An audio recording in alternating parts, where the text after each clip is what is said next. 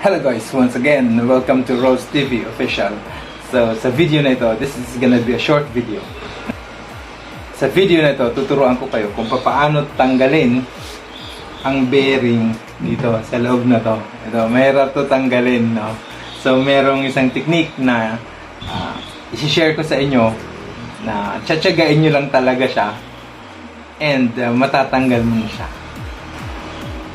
Gagamit lang tayo ng karton. Yan. Tapos ito, batya na may tubig. Yan.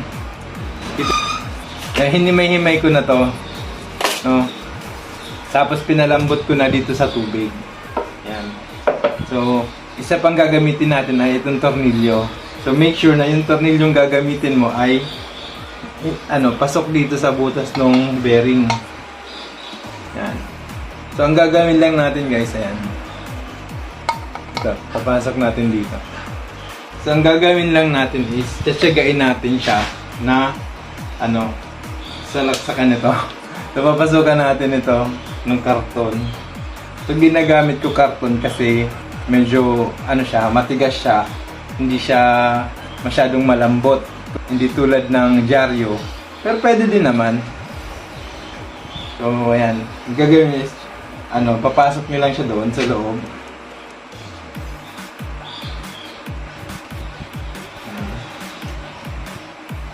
Ito guys. Yan, papasok nyo lang siya dun sa loob.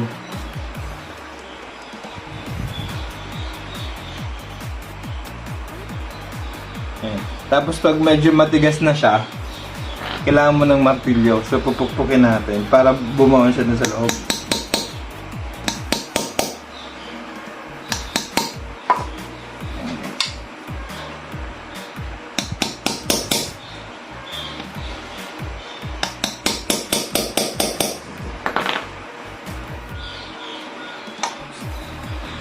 So, ang purpose nito is, meron siya kasing space dun sa ilalim. Halimbawa, ito yung bearing.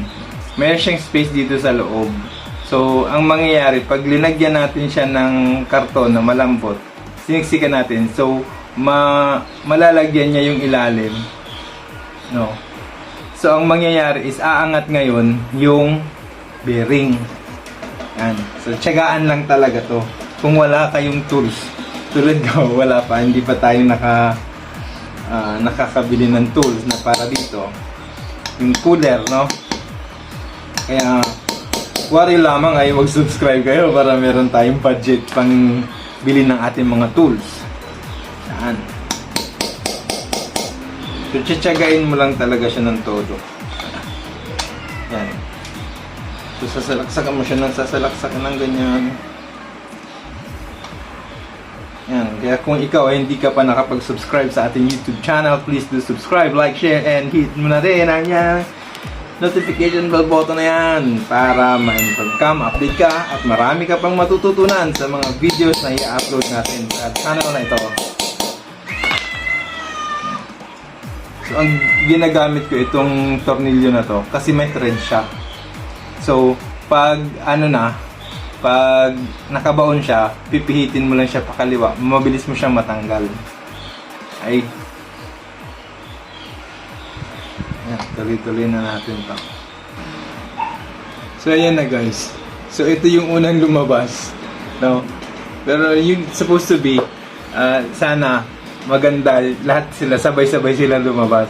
Pero ito yung unang lumabas. Yung isang ginawa ko nito before, na siya, isang buo siya lumabas. So, ito, tuloy natin dito.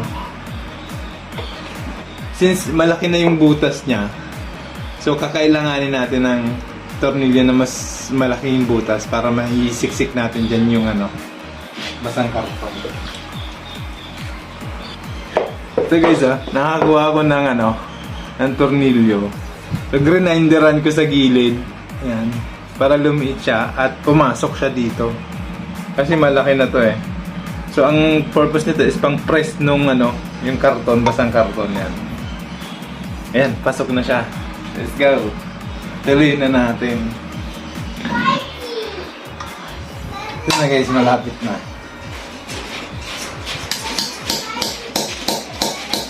Malapit na.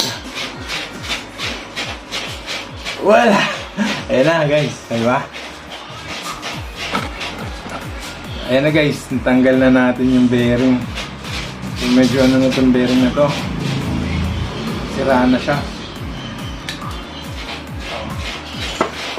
So guys, tingnan nyo yung itsura sa loob. Ayan, diba?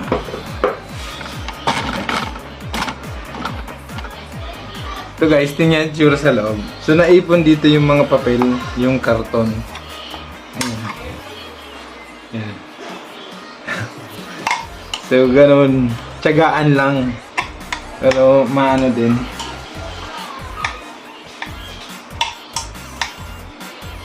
Yan na siya. Naipon. Diba? So tatanggalin natin yan.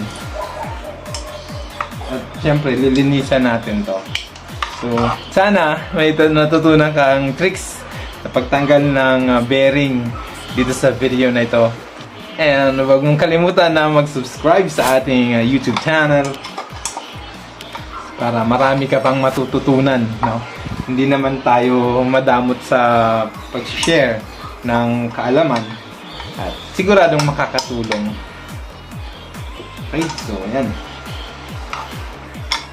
So hanggang dito na lang ang video na ito and maraming salamat at sana may napulot kang aral. Thank you and God bless you.